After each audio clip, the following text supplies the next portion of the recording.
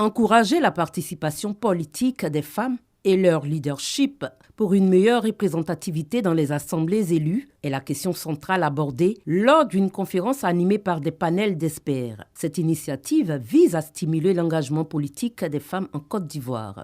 Aucun pays ne peut accéder au développement et à la prospérité sans la participation de la moitié de sa force vive, les femmes. Assurément, qu'en accordant plus d'espace aux femmes dans les processus de prise de décision, nous pouvons transformer nos communautés et nos sociétés, d'où l'importance critique de travailler ensemble. La ministre de la Femme, de la Famille et de l'Enfant, Nassénéba Touré, a souligné l'importance de l'implication des femmes en politique, qui est un enjeu majeur pour la Côte d'Ivoire. C'est bon à savoir que les femmes constituent 47,8% de la population ivoirienne.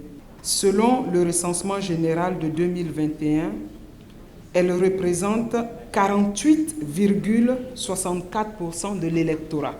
Nous encourageons la participation massive des femmes ivoiriennes de tous bords politiques en tant qu'électrices, mais également en tant que candidates aux prochaines élections locales.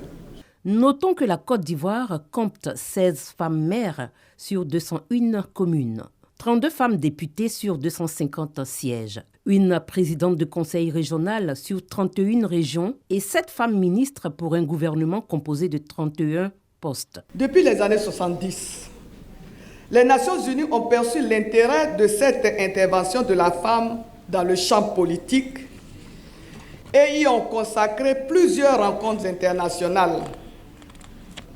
En Côte d'Ivoire, justement, le cadre institutionnel d'une inclusion politique existe, favorisant la représentation de la femme dans les assemblées élues.